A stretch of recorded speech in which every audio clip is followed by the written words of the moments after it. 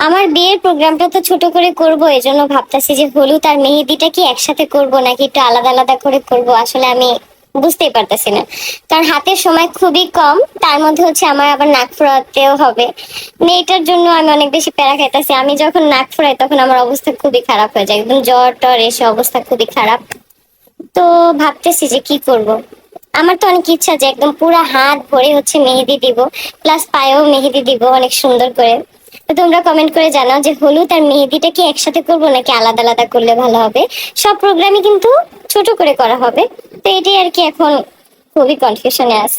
ঘরোয়াভাবে ছোট আয়োজনে এবার বিয়ে করতে যাচ্ছে আখি।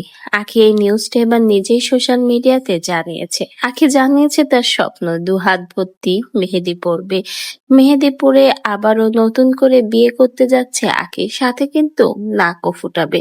তো ভিউয়ার্স, আপনাদের কি মনে হয়, আসলেই কি আখি আবারও নতুন করে আকাশের সঙ্গে জীবন শুরু করতে যাচ্ছে?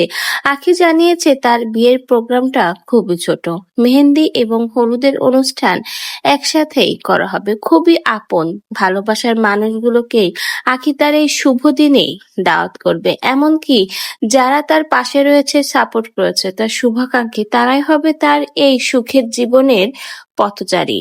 তো ভিউয়ার্স, আখি কিন্তু নিজেই এবার আবারও জানিয়ে দিল খুব শীঘ্রই সে বিয়ে করতে যাচ্ছে। এখন প্রশ্ন হলো, আসলে কি আখি আকাশকে বিয়ে করতে যাচ্ছে? আকাশ তো আগে থেকেই বিবাহিত।